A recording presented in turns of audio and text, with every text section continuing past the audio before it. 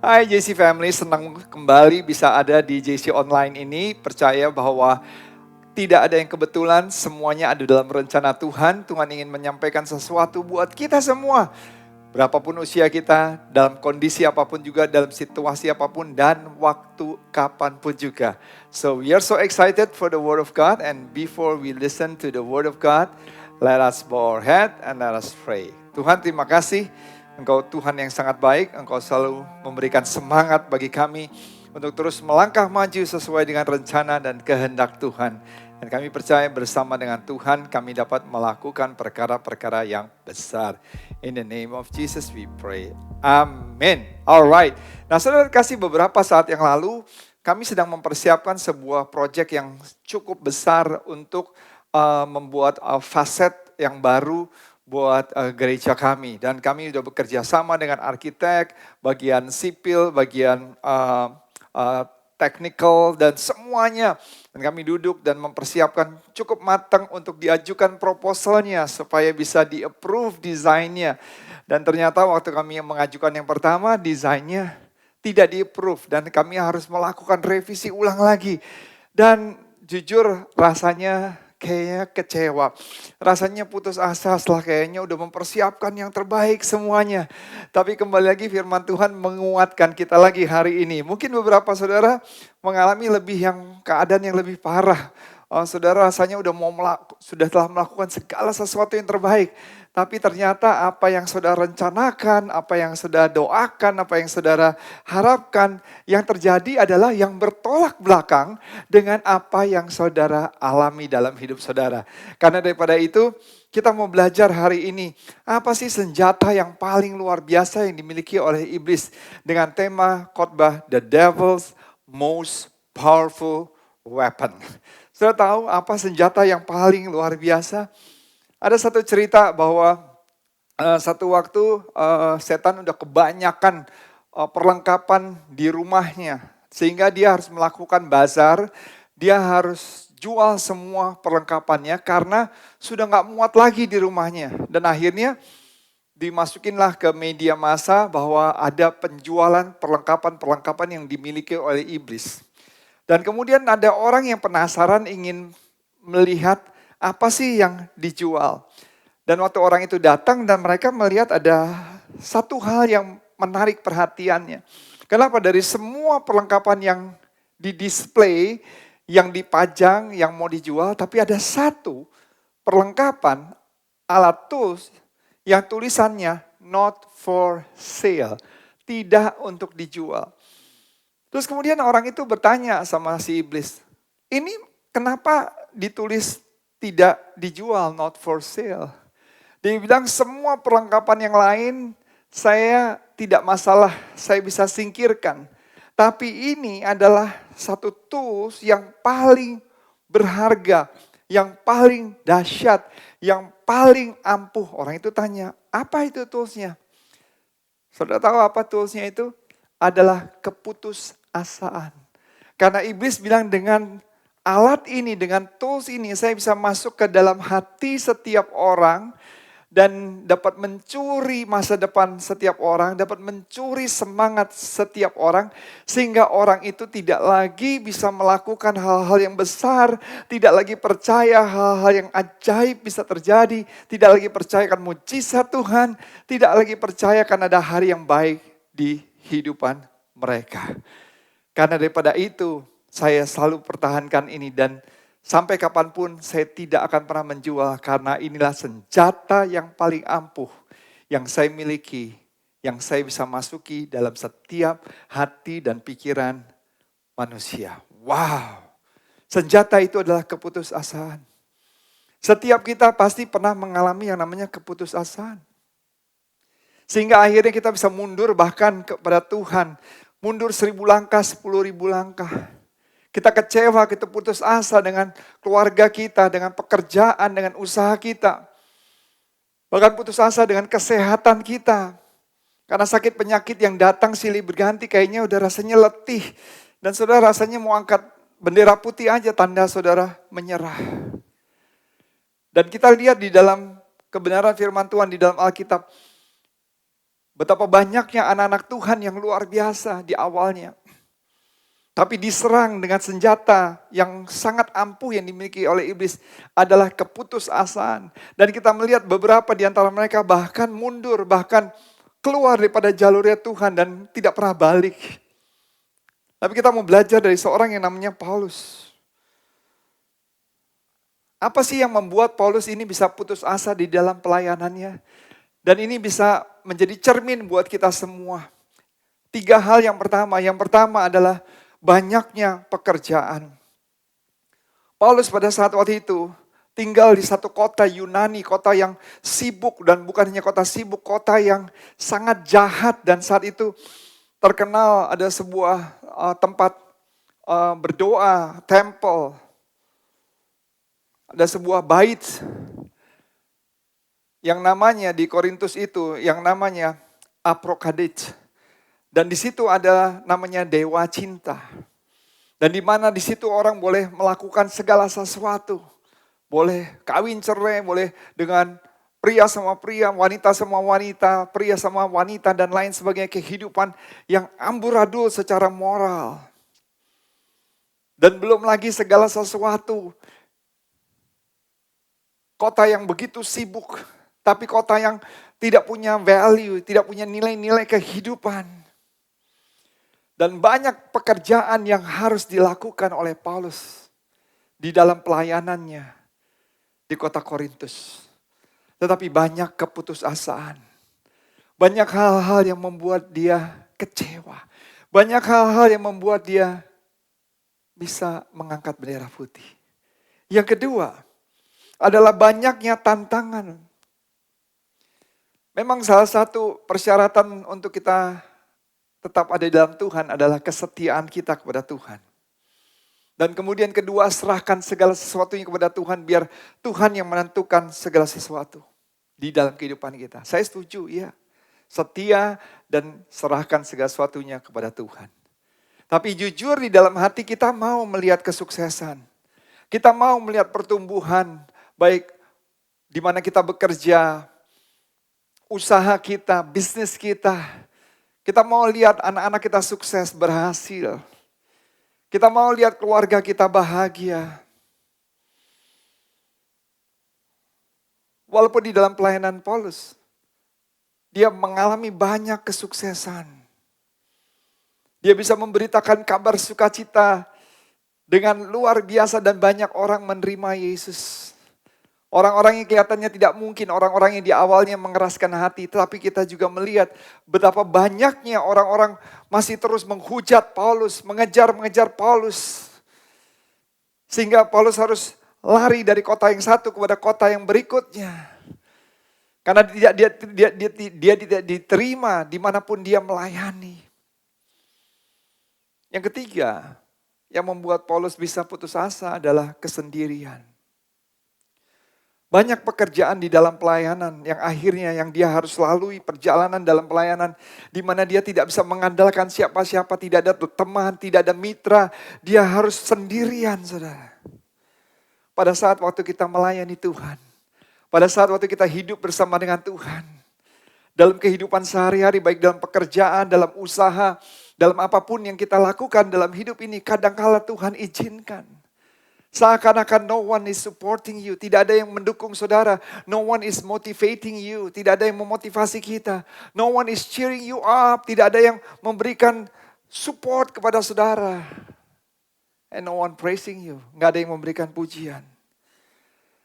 Tapi saya bersyukur pada saat while the devil is active in discouraging us. Pada saat waktu iblis begitu aktif untuk membuat kita putus asa. Tapi di satu sisi Tuhan selalu memberikan kita semangat untuk terus bangkit. Pada saat terus iblis selalu mau menarik kita ke bawah, menarik kita jatuh. Tapi di saat yang bersama Tuhan selalu menopang kita dari bawah untuk membawa kita terus naik. Pada saat waktu iblis terus membombardir kita, mengintimidasi kita untuk kita menyerah, to quit, to give up, menyerah, berhenti. Stop. Tapi di saat yang bersamaan Tuhan selalu memotivasi kita to keep moving forward, untuk melangkah maju. Fight the good fight of faith. Terus bertarung dalam pertarungan iman. Ada 3 hal yang saya mau bagikan hari ini. Pada saat judul khotbah ini, The Devil Most Powerful Weapon, yaitu senjata yang paling jitu, yang paling hebat yang dimiliki oleh iblis, yaitu keputusasaan. Tapi bagaimana kita bisa mengatasi hal tersebut sehingga kita bisa terus keluar menjadi pemenang, bahkan lebih daripada pemenang. Yang pertama, saudara harus memiliki pertemanan yang sehat. Harus memiliki pertemanan yang sehat. Di Kisah Para Rasul 18 ayat 1-5 di situ dikatakan kemudian Paulus meninggalkan Athena lalu pergi ke Korintus. Di Korintus ia berjumpa dengan seorang Yahudi yang bernama Aquila yang berasal dari Pontus. Ia baru datang dari Italia dengan suaminya. Ia baru datang dari Italia dengan Priscilla istrinya. Dan kemudian lompat ke ayat kelima dalam Kisah Rasul 18 ayat kelima. Ketika Silas dan Timotius datang dari Makedonia, Paulus dengan sepenuhnya dapat memberikan firman di mana ia memberikan kesaksian kepada orang-orang Yahudi bahwa Yesus adalah Mesias. Di sini saudara akan dengar ada 4 nama. Yang pertama Aquila dan Priscilla suami istri. Yang kedua adalah Silas dan Timotius. Nama kedua yang pertama adalah seseorang pasangan suami istri yang baru Paulus kenal. Tapi yang namanya Timotius dan Silas adalah sahabat mitra Paulus yang sudah lama. Tapi nanti saya akan jelaskan maksudnya apa. Tapi di poin yang pertama, kalau saudara mau mengatasi senjata yang paling ampuh yang iblis miliki, the most powerful weapon that the devil has for us, yaitu discouragement. Yang pertama, saudara harus memiliki pertemanan yang sehat. The partnership of friends. One of the greatest God-given encouragement are friends. Salah satu hal yang luar biasa yang Tuhan berikan untuk kita terus bisa semangat adalah persahabatan. Saudara tahu bahwa yang namanya Silas dan Timotius, mereka tuh ada di Makedonia. Kalau saudara lihat di dalam Kisah Rasul 18 ayat 5. Di situ dikatakan ketika Silas dan Timotius datang dari Makedonia. Tuhan tahu saat itu Paulus lagi membutuhkan sahabat-sahabat yang baik untuk memberikan dia semangat dalam terus melayani Tuhan. Karena daripada itu apa yang terjadi? Tuhan buat masalah terjadi di Roma. Sehingga di dalam kerajaan Roma pada saat itu pemimpinnya itu Claudius mengusir orang-orang Yahudi keluar dari Roma. Tapi itu semua supaya ada dalam rencana Tuhan. Dan 2 orang nama Yahudi yang tadi, Aquila dan Priscilla, dan mereka pergi ke Korintus. Dan kebetulan mereka adalah pengusaha untuk membuat tenda. Membuat tenda itu seperti buat rumah-rumah saat ini. Dan Paulus juga kebetulan adalah juga pengusaha tenda. Dan waktu di Korintus, Paulus tinggal di rumah Aquila dan Priscilla. Dan Paulus pada saat itu sebenarnya membutuhkan dana untuk pelayanan dia. Tapi dia nggak punya networking, dia nggak punya marketing yang baik. Dia bisa buat tenda tapi nggak bisa membuat business plan yang baik. Sedangkan Aquila sama Priscilla udah punya perusahaan yang cukup matang. Sehingga waktu Paulus bekerja dengan Aquila dan Priscilla, Paulus mendapatkan pendanaan untuk dia bisa meneruskan pelayanannya. Wow, it's amazing. Bahkan setiap weekend, Jumat, Sabtu, Minggu, Paulus bisa balik ke bait Allah. Paulus bisa mengajar di dalam firman Tuhan. Ayat keempat, dan setiap hari Sabat Paulus berbicara dalam rumah ibadat dan berusaha meyakinkan orang-orang Yahudi dan orang-orang Yunani. Jadi Paulus punya modal, Paulus punya uang, tapi semuanya di belakang layar Tuhan yang mengatur. Jadi persahabatan dengan Aquila dan Priscilla membawa satu berkat untuk Paulus bisa terus melanjutkan pelayanan dan punya modal. Karena pelayanan bukan sesuatu yang gratis. Dibutuhkan dana untuk memberitakan kabar sukacita. Dan Tuhan juga tahu, saudara. Paulus juga membutuhkan bukan hanya orang-orang yang baru yang bisa mensuplai dana, tapi membutuhkan orang-orang lama yang menjadi mitra buat Paulus. Sehingga akhirnya saudara, Tuhan kirim kembali yang namanya Timotius dan Silas dari Makedonia untuk datang ke Korintus. Jadi bukan sama orang-orang yang baru, Tuhan kasih juga orang-orang yang lama. Saya percaya, saya bahkan suka khotbahkan seperti ini. Apapun keadaan kita, tantangan yang harus kita hadapi. Kadangkala kita harus berjalan sendirian. Bahkan keluarga pun tidak menopang saya. Saya pernah punya pengalaman di masa muda saya. Di mana when I was 12 years old, gak ada yang mensupport, gak ada siapa-siapa. I was all by myself. Hidup dan mati terserah saya.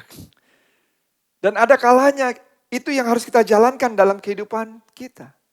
You have to stand for what is right even if you have to stand alone. Bahkan beberapa kali prinsip-prinsip yang kita rasa benar, tidak ada yang mensupport, tidak ada yang percaya. Dulu waktu saya mengambil keputusan untuk melayani Tuhan full time. Teman-teman saya rata-rata 99% gak ada yang percaya meninggalkan saya. But you have to stand alone.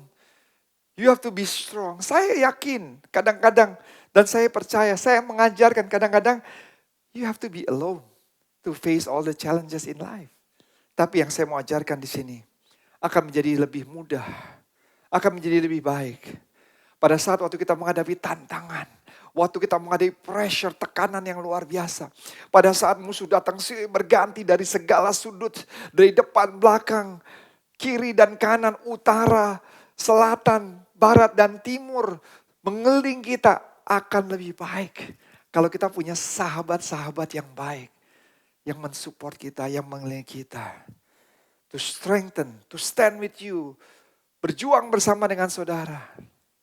To walk with you. Saya bersyukur,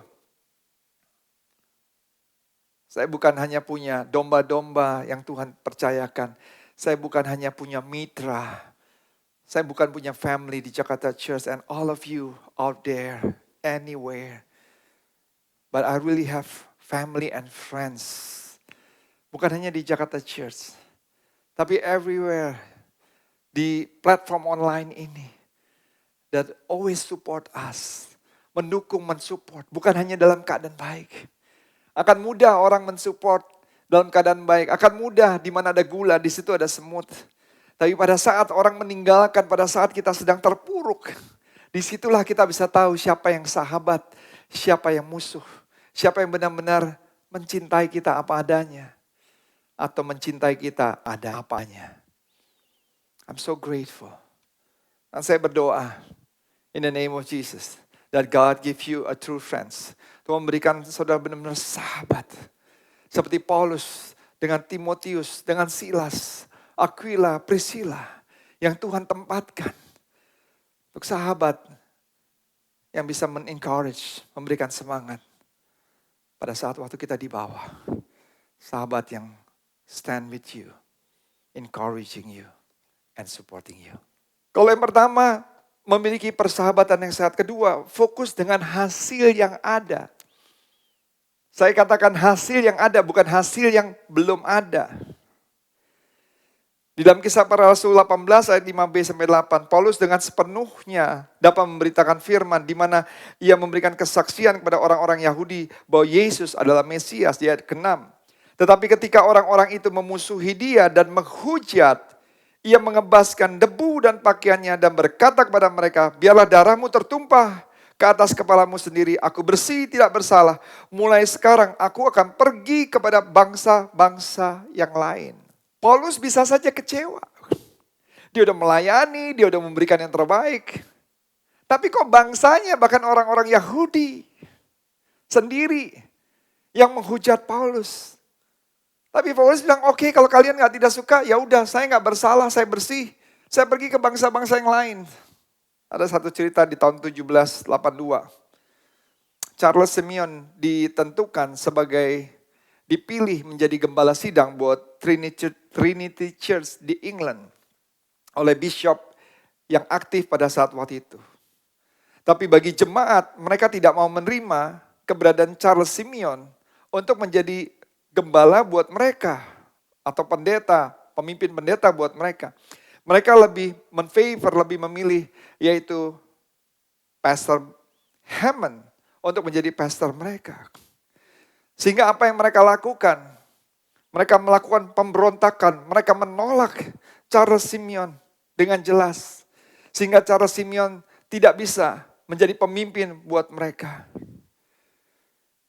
Dan selama 5 tahun akhirnya, Pastor Hammond yang memimpin mereka, Charles Simeon, ya mengalah saja.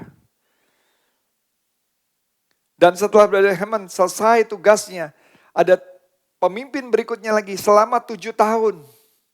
Dan sekali lagi Charles Simeon tetap mengalah. Dan akhirnya dia coba untuk memberikan pengajaran kepada orang-orang yang tetap mau memohon untuk dia sebagai guru, untuk mengajar kelas-kelas. Tapi yang ada dari gereja tersebut yang megang kunci gereja, mengunci pintu gereja. Sehingga Charles Simeon tidak bisa masuk ke gereja. Dan apa yang terjadi saudara? Selama 12 tahun. Selama 12 tahun Charles Simeon mengajar di pinggir-pinggir gereja. Pakai kursi-kursi lipat. Gak pernah masuk ke gereja. Tapi selama 12 tahun saudara, bukan 2 bulan. Tetap setia, tetap memberikan yang terbaik. Saudara mungkin bertanya, dia bisa aja putus asa. Kita gak usah 12 tahun. 2 minggu saja, 2 bulan seperti digituin. Ditolak, tidak dianggap sebelah mata. Saudara mungkin bisa kecewa sama Tuhan. Tapi apa yang menjadi kuncinya? Saudara tahu rahasianya? Di poin kedua ini, fokus dengan hasil yang ada. Dia berkata demikian waktu diwawancara. Walaupun banyak yang tidak mau dia menjadi pemimpin gereja tersebut. Tapi dia fokus dengan yang mau. Walaupun banyak yang tidak mau datang, dia fokus dengan yang mau datang. Walaupun banyak di antara mereka yang tidak merasa diberkati karena pelayanannya, tapi dia fokus dengan yang diberkati. Dia bisa memilih untuk putus asa, tapi dia memilih untuk punya pengharapan dalam situasi yang tidak ada harapan. Wow, amazing. Atau saya mempersiapkan khotbah ini, I'm so blessed.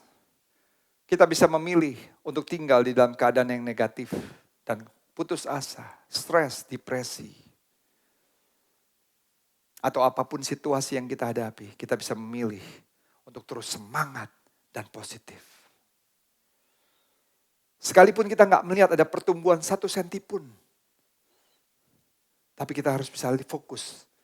Bukan kepada yang tidak bertumbuh. Tapi fokus pada yang bertumbuh. Mungkin pada saat itu Simeon bisa melihat banyak yang tidak hadir. Karena kepemimpinan dia. Tapi dia fokus dengan yang hadir. Dia fokus dengan yang mengasihi dia. Orang boleh berkata gerejamu tidak bakal bertumbuh. Kita gak usah fokus dengan perkataan orang lain. Kita fokus dengan janji Tuhan. Kita fokus untuk memberikan yang terbaik. Always giving your best. Consistently. Setiap hari. By God's grace kita bersyukur. Our church, gereja ini terus bertumbuh. In quantity and quality. On site maupun juga online. Do not look at what God has not done. Jangan lihat, jangan fokus dengan apa yang Tuhan belum lakukan. But dwell on all that God has done. Tapi fokus. Tinggal dengan apa yang Tuhan telah lakukan. Yang pertama, memiliki pertemanan yang sehat. Kedua, fokus dengan hasil yang ada. Terakhir, percaya dengan janji-janji Tuhan. Kisah Para Rasul 18 ayat 9 sampai 11. Pada suatu malam berfirmanlah Tuhan kepada Paulus di dalam suatu penglihatan. Jangan takut, teruslah memberitakan firman dan jangan diam. Sebab aku menyertai engkau dan tidak ada seorang pun yang akan menjamah dan menganiaya engkau. Sebab banyak umatku di kota ini. Wow. Maka tinggallah Paulus di situ selama 1 tahun 6 bulan dan ia mengajarkan firman Allah di tengah-tengah mereka. Benar, kita telah membahas di poin yang pertama. It is true that friends encourage us. Sahabat yang baik, true friends, akan memberikan semangat sama kita. It is true that positive results encourage us. Kita jangan fokus dengan apa yang belum Tuhan lakukan. Kita fokus dengan apa yang ada, hasil yang ada, benar. Tapi listen carefully. The greatest encouragement of all is the Lord Himself. Kunci mengalahkan the most powerful weapon that the devil has.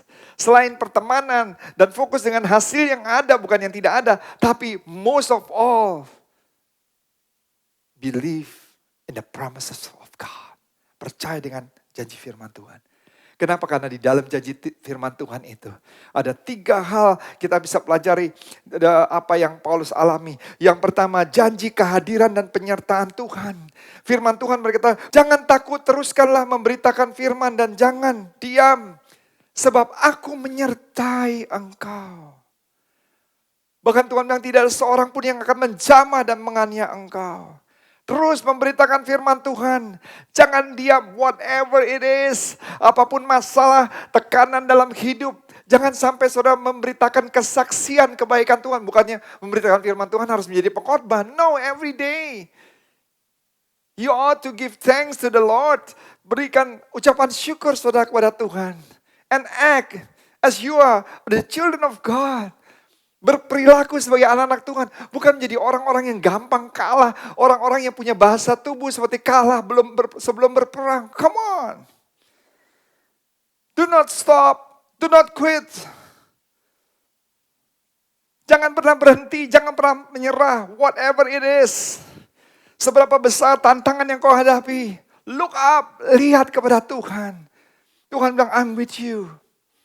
Saudara terkasih, Paulus, buat cerita Paulus, mungkin Aquila dan Priscilla mungkin tidak selalu ada bersama dengan Paulus. Silas dan Timotius tidak selalu bersama dengan Paulus. Dan listen carefully, they may be no earthly presence there at all. Mungkin bahkan semua tidak ada sahabat, teman, atau anyone tidak bersama dengan Paulus pada saat-saat sulit. Tapi Tuhan berkata, do not be afraid, for I'm God and I'm with you. Aku Tuhan, dan aku bersama engkau. Ini janji Tuhan, the promise of God's presence, kehadirannya. Kemudian di janji Tuhan, yang kedua adalah janji perlindungan Tuhan. Di situ dikatakan bahwa tidak ada seorang yang akan menjamah dan menganiaya engkau. Wah, kalau saudara baca, lihat di ayat 12 sampai 16, amazing. Janji Tuhan benar-benar terrealisasi. Bukan hanya Tuhan sekedar janji NATO, no action, talk only. Tapi Tuhan bilang, tidak ada satupun yang dapat menjamah engkau. Ini perlindungan yang pasti yang kau berikan. Lihat akan tetapi setelah Galileo menjadi gubernur di Akhaya, bangkitlah orang-orang Yahudi bersama dengan Paulus, lalu bersama-sama melawan Paulus, lalu membawa Paulus ke depan pengadilan. Kata mereka, inilah orang berhasil meyakinkan untuk beribadah kepada Allah dengan jalan yang bertentangan dengan hukum Taurat, kata orang-orang Yahudi. Ketika hendak Paulus berbicara, yang berbicara malah gubernurnya. Berkatalah Galio kepada orang-orang Yahudi itu, hai orang-orang Yahudi, jika sekiranya dakwaanmu mengenai suatu pelanggaran atau kejahatan, sudahlah sepatutnya aku menerima perkaramu. Tetapi, kalau hal ini adalah perselisihan tentang perkataan, atau nama, atau hukum yang berlaku di antara kamu, kata gubernur Galileo, maka hendaklah kamu sendiri mengurusnya. Aku tidak rela menjadi hakim atas perkara yang demikian. Lalu Galio mengusir mereka dari ruang pengadilan. Maka orang itu semua menyerbu Sostenes, kepala rumah ibadat. Bukannya Paulus. Lalu memukulnya di depan pengadilan itu. Tapi Galio sama sekali tidak menghiraukan hal itu. Can you imagine? Orang Yahudi sendiri menarik Paulus, menyidangkan Paulus, berharap gubernurnya juga orang Yahudi pasti akan menghukum yang namanya Paulus. Tapi Tuhan punya cara untuk melindungi kita. Dan kenapa yang ketiga, kita bisa terus harus melihat janji Tuhan untuk mengalahkan kekecewaan. Karena di janji Tuhan ada kekuatan Tuhan. Bukan hanya hadiratnya, bukan hanya perlindungannya, tapi the power of God. The power of Holy Spirit. Di ayat ke-10 dikatakan, sebab aku menyertai engkau. Tadi kita udah bahas. Penyertaan Tuhan. Tidak seorang pun yang akan menjamah dan menganiaya engkau. Itu bicara perlindungan di janji Tuhan. Sebab banyak umatku di kota ini. Lihat, banyak umatku di kota ini. Apa artinya? Yaitu banyak umatku, mereka itu tadi yang gak mengenal Kristus. Nggak menerima Yesus sebagai Tuhan dan Juru Selamat. But because of pelayanan Paulus and because the power of God. Mereka orang-orang petinggi loh. Orang-orang punya duit, orang-orang punya posisi. Orang-orang yang nggak mungkin. Cuman hanya dengan perkataan kalau tidak disertai dengan the power of God. The kuasa Tuhan. Yang saya mau katakan saudara. Bukan Tuhan hanya menyertai kita. Melindungi kita. Tapi ada kuasa di atas segala kuasa. There is a power above all power that is in you, inside your heart, inside your soul, mind, and body. Karena daripada itu kita belajar untuk mengalahkan senjata iblis yang paling ampuh, yaitu keputusasaan. Pertama, miliki pertemanan yang sehat. Seperti Paulus dengan Timotius dan Silas, Aquila, Priscilla. Yang kedua, saudara harus fokus dengan hasil yang ada, bukan yang tidak ada. Fokus dengan apa yang Tuhan telah lakukan, bukan yang Tuhan belum lakukan. Fokus dengan apa yang Tuhan telah berikan, bukan yang belum saudara dapatkan. Yang ketiga, percayakan janji Tuhan. Karena di janji Tuhan ada penyertaan Tuhan, perlindungan Tuhan, dan kuasa Tuhan. Dimanapun juga kalau orang mau menebang pohon di dalam perkebunan yang besar, mereka lebih memilih untuk membakar, untuk lebih mempermudah dan menghemat biaya. Dibakarlah hutan itu supaya dia tidak perlu satu persatu menebang pohon.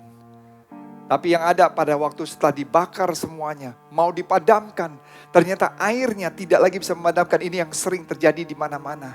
Saya gak bilang di negara mana. Dan sering kali di dalam hidup kita sudah mengalami kebakaran, keuangan, keluarga, pekerjaan, bisnis, dan segala sesuatu. Dan kayaknya tidak ada lagi yang bisa memadamkan. Tapi kita bersyukur hari ini.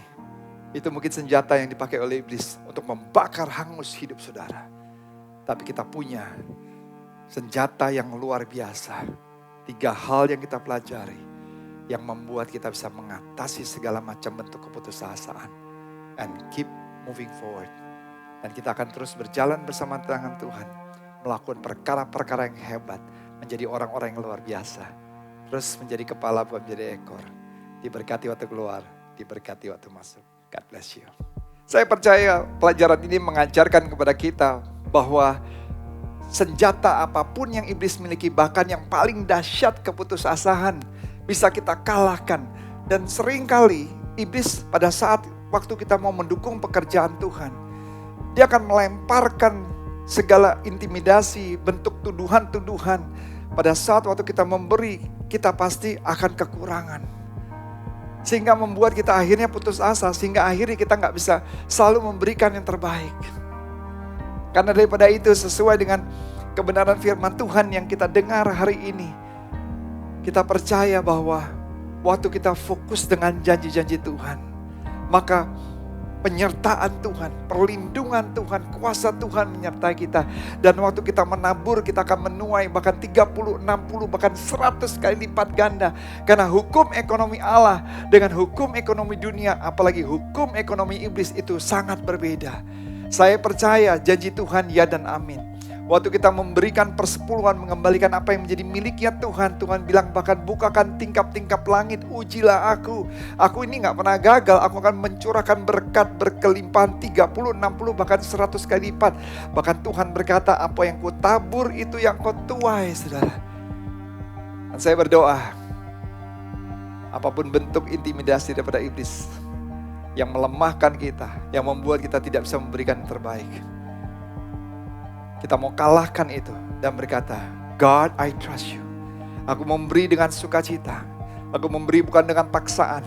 Aku memberi bukan dengan kata-kata yang indah yang disampaikan oleh Pastor Ed. Tapi aku memberi karena aku mengerti janji Tuhan. Dan janji Tuhan, ya dan amin.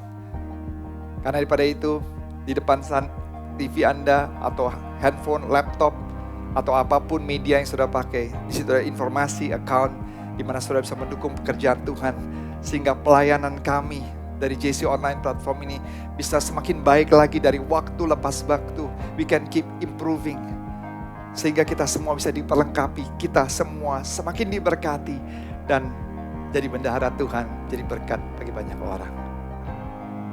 Tuhan berkati setiap anak-anak-Mu Tuhan. Mereka memberi dengan sukacita. Mereka memberi sesuai dengan janji Tuhan.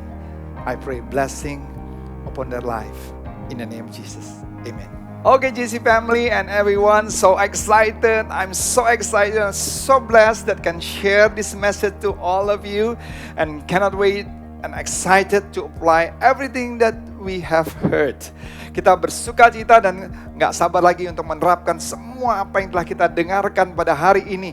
Sehingga kita bisa terus keluar menjadi pemenang apapun senjata yang dilempar dalam kehidupan kita.